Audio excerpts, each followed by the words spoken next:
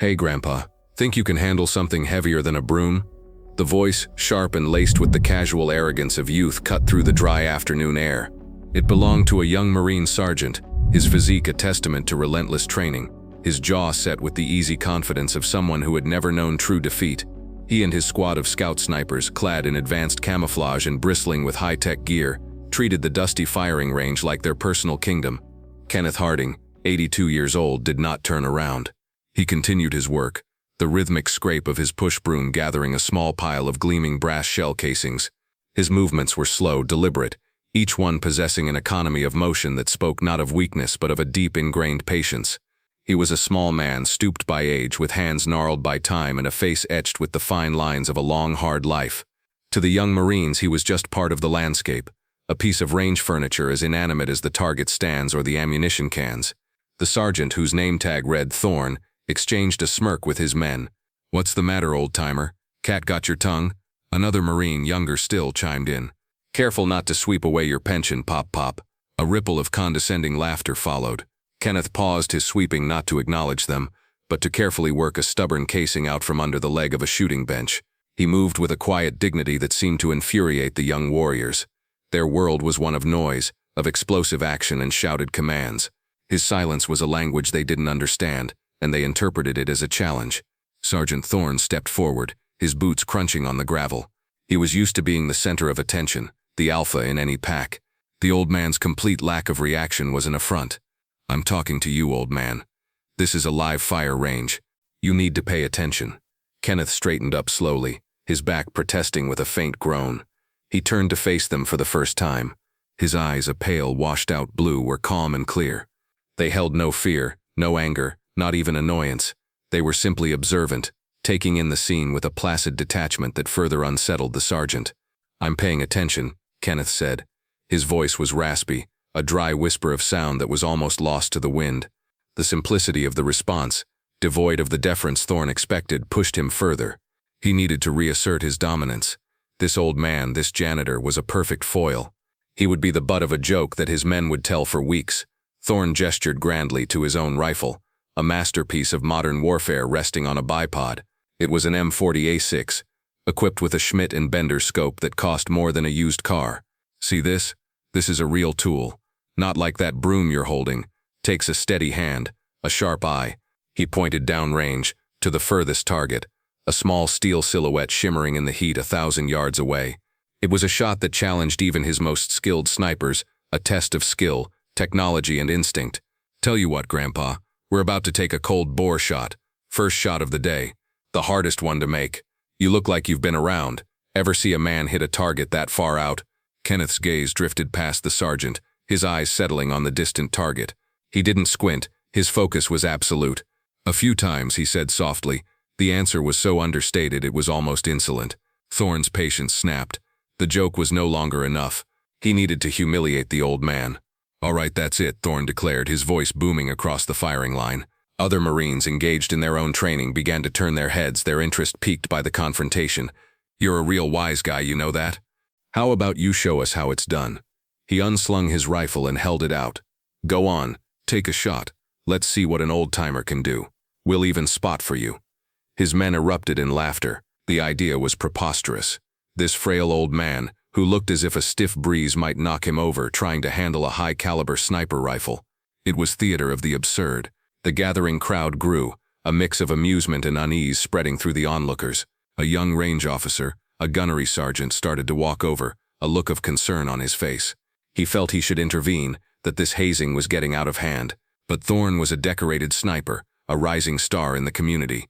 The gunny hesitated, not wanting to cause a scene over what was probably a harmless prank. Kenneth Harding looked at the offered rifle. He didn't seem to see the advanced composite stock or the massive, powerful scope. His eyes were fixed on something else, a simple, almost overlooked detail. The rifle had a plain, well-worn leather sling attached to it. It was a personal affectation of Thorne's, a nod to an older, more traditional time. As Kenneth's gaze fell upon that strip of leather, the present seemed to melt away. The air, thick with the smell of cordite and dry dust, was suddenly replaced by the scent of gun oil and jungle rot, the cloying sweetness of decay under a triple canopy forest. The hard-packed dirt of the range softened into thick, sucking mud. He could feel the familiar weight of a rifle, not this new, perfectly balanced machine, but an older, heavier wooden stock. A similar leather sling, damp with monsoon rain and his own sweat, was digging into his shoulder. The memory was not a picture, but a feeling, a ghost of sensation. He heard a voice, young and strained, whispering in his ear over the buzz of insects. "Did you get him, Ken? Did you get him?" The echo of a single muffled shot faded into the oppressive humidity of a long-forgotten war. The vision lasted no more than a second. When Kenneth's eyes refocused, they were back on the North Carolina firing range. A flicker of something ancient and hard, something dangerous, passed through his gaze before being extinguished. He looked up from the rifle and met Sergeant Thorne's mocking eyes, and he gave a single slow nod. He would take the shot, high above the unfolding drama. In a small observation tower that overlooked the entire Stone Bay range, Master Gunnery Sergeant Elias Vance lowered his binoculars. He was a lifer, a man whose skin had been weathered by deployments in every dusty corner of the world. He'd been watching Thorne's platoon all morning, evaluating their discipline, which he found somewhat lacking. He'd seen them start to haze the old range hand and had been about to key his radio to tell the range officer to break it up. But then he saw the old man turn. He saw him walk towards the firing line, and Master Guns Vance felt a cold knot form in the pit of his stomach. It wasn't just the old man's age that gave him pause. It was his posture. The way he walked. There was no wasted movement. His feet landed with a quiet certainty on the ground. His shoulders, though stooped, were balanced. It was the walk of a man who had spent a lifetime moving without being seen or heard. It was the walk of a hunter. Vance raised his binoculars again, zooming in on the old man's face. The lines, the set of his jaw, the pale, steady eyes. A name surfaced from the deep archives of his memory. A name he'd read once in a classified briefing. A name spoken only in hushed, reverent tones by the old-timers when they thought no one else was listening. It couldn't be. That man had vanished 50 years ago. A ghost, a myth. But Vance's gut, an organ he had learned to trust more than any intelligence report, screamed at him that he was wrong. He watched as the old man took his place behind the rifle, as Thorne and his men snickered, their phones out to record the coming foolishness. He saw the quiet confidence with which Kenneth Harding settled himself into position. This was not a joke. This was a desecration. Vance fumbled for his cell phone, his fingers thick and clumsy with sudden urgency. He didn't call the base commander. He didn't call the military police. He scrolled through his contacts to a number he hadn't used in years. A direct line to a specific, unassuming office at the Marine Corps Warfighting Laboratory in Quantico. The phone was answered on the second ring. "Doctrine and Standards. This is Master Gunnery Sergeant Vance at Stone Bay," he said, his voice low and tight. "I need you to run a name for me. Priority 1, active the Red Ledger Protocol." There was a pause on the other end. The Red Ledger was a code for living legends, for historical figures whose files were sealed for reasons of national security and institutional reverence. "Who's the name, Master Guns?" "Harding," Vance said, his eyes still glued to the scene below. "Kenneth M. Harding." He could hear the frantic clacking of a keyboard on the other end of the line. Check the restricted annex. The files marked Carlos's ghost. The typing stopped. A sharp intake of breath. "My God, are you sure?" "I'm looking right at him," Vance said. "And Sergeant Thorne's scout sniper platoon is about to make the biggest mistake of their collective careers. You need to get someone down here. Now." In a sterile, quiet office in Quantico, Virginia, a colonel with silver hair and the weary eyes of a man who carried too many secrets slammed his phone down into its cradle. He stood up so fast his chair scraped loudly against the polished floor. "Captain," he barked at a young officer sitting at a nearby desk, "get me the base commander at Camp Lejeune, General Morrison. On my desk phone now. Tell his aide it's a broken arrow priority." The captain, wide-eyed at the use of a code meant for the most dire emergencies, fumbled with his phone. "Sir, what's going on?" The colonel paced the length of his office, his hands clasped behind his back. "Master Guns Vance just called from the Stone Bay range. He says Kenneth Harding is on the firing line." The captain's face remained blank. The name meant nothing to him. The colonel stopped pacing and fixed the young officer with an impatient glare. "Of course you don't know the name. You're too young. Your generation reads reports, we heard the stories. Kenneth Harding isn't just some veteran, son. He was a phantom in Vietnam. They called him the ghost of the Ashau Valley." He walked to his window, looking out but seeing a jungle 50 years in the past. He started as a standard line sniper with the 1st Marines. His record was so extraordinary, so unbelievable, he was sheep-dipped and recruited into MAC-V-SO-G. A black unit. He worked alone or with a single spotter deep in enemy territory for weeks at a time. He was a protege of the great Carlos Hathcock himself. Hathcock taught him the art, but Harding turned it into a religion. The colonel turned back to the captain, his voice dropping. His official confirmed kill count is sealed at the highest level. The unofficial numbers are the stuff of nightmares and legends. After his third tour, he just vanished, took a quiet retirement, refused every medal ceremony, and disappeared off the face of the earth. We all thought he was dead. And now Master Guns Vance is telling me that some arrogant snot-nosed sergeant is treating him like a circus animal for the entertainment of his squad. The phone on the desk buzzed. The colonel snatched it up. General Morrison. Yes, sir, it's me. I don't have time to explain. You need to get to the Stone Bay sniper range immediately. I mean right now.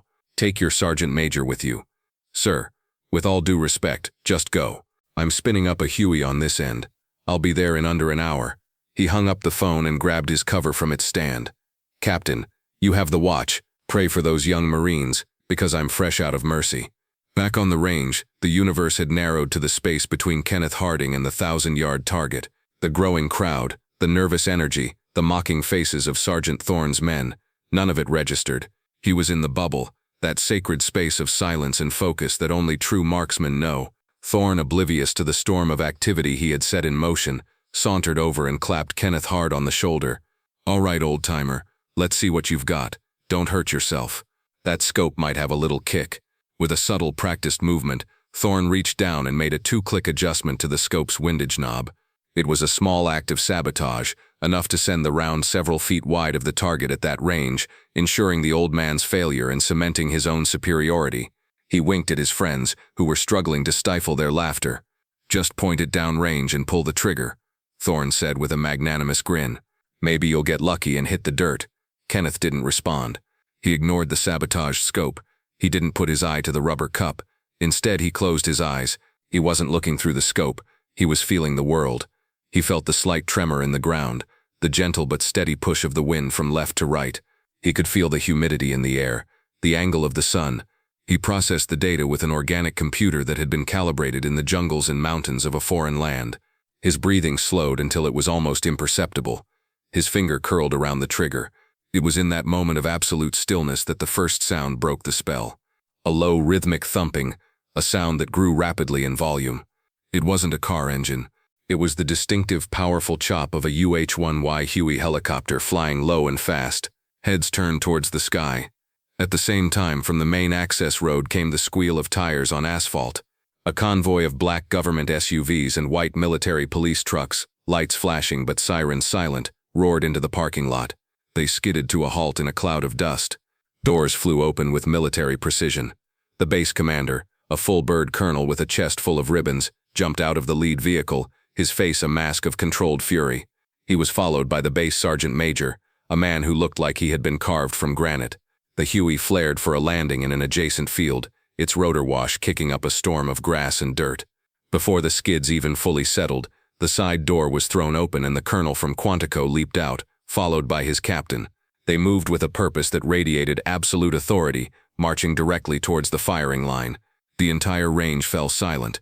The snickering died in the throats of Thorne's men. Training ceased. Everyone stood and stared at the sudden, overwhelming display of brass. Thorne, his face draining of all color, tried to call his men to attention, but the base commander silenced him with a single murderous glare. But they were all too late. Before the first officer could shout a command, a single sharp crack echoed across the range. The sound of the M40A6 firing, every eye on the range, from the lowest private to the highest-ranking colonel, snapped from the old man to the distant 1,000-yard target. For a heartbeat, there was nothing but the ringing in their ears. Then, a tiny, almost imperceptible sound traveled back across the vast expanse. A clear, high-pitched ping. The unmistakable sound of a copper-jacketed lead bullet striking hardened steel. On the high-definition monitor connected to a spotter's scope, the image was undeniable. A single perfect hole had appeared directly in the center of the target's head. A cold bore shot from a rifle whose scope had been deliberately misaligned, made by an 82-year-old man who swept the floors for a living.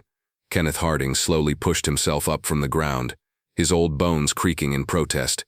He did not look at the target. He already knew the result. The colonel from Quantico marched forward, his boots stopping a few feet from Kenneth. He ignored the stunned and terrified Sergeant Thorne. His eyes were only for the old man. Drawing himself to his full ramrod straight height, He brought his hand up in the sharpest, most impeccably correct salute Thorn had ever witnessed. It was not a salute of regulation. It was a salute of profound, soul-deep reverence. "Mr. Harding." The colonel's voice was thick with emotion, but it carried across the silent range. "It is an honor, sir." The base commander, General Morrison, and his sergeant major immediately followed suit, their hands snapping to their covers. Every other officer on the range, understanding their cue, did the same. The confused and awestruck enlisted Marines, sensing the seismic shift in the atmosphere, also raised their hands in salute. The entire assembly stood at attention, a silent, uniformed honor guard for the old man in the faded work clothes. Holding his salute, the Quantico colonel turned his head slightly to address the dumbfounded Marines. His voice boomed with an authority that tolerated no dissent. "For those of you who do not know who this man is, allow me to educate you. This is Gunnery Sergeant Kenneth Harding, retired. In the Republic of Vietnam, he served 3 tours of duty, first with the 1st Marine Division's STA platoon, before being recruited into the Studies and Observations Group. His marksmanship is credited with saving the lives of over 200 Marines and soldiers in contested territory.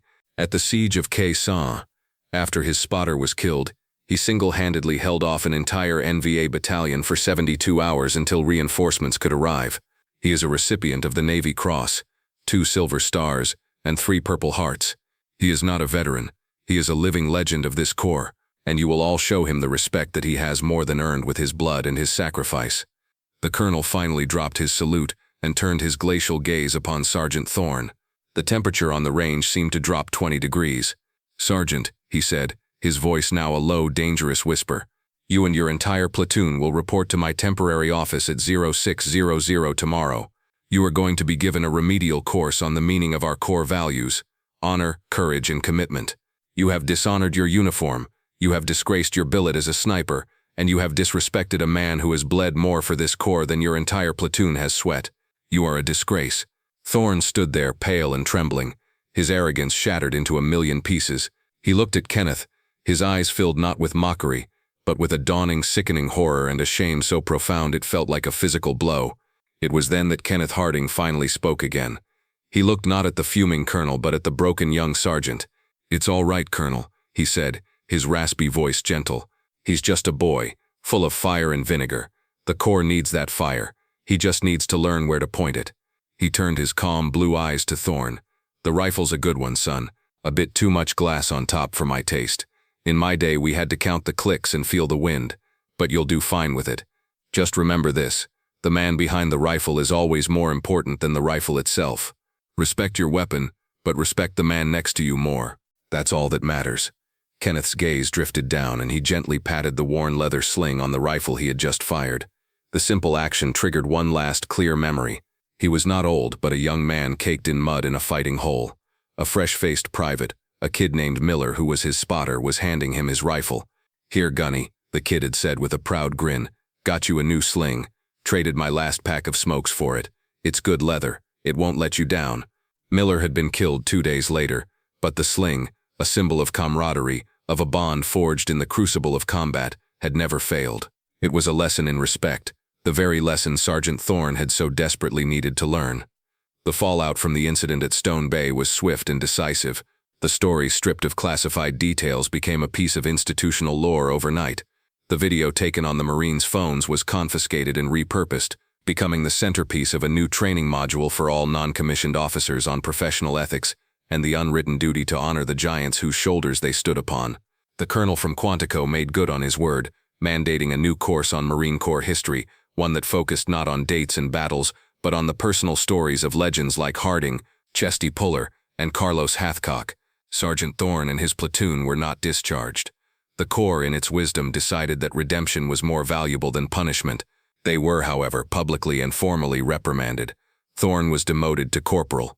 The entire platoon was reassigned from their elite duties and placed under the direct supervision of Master Gunnery Sergeant Vance for 1 month of what he called spiritual realignment.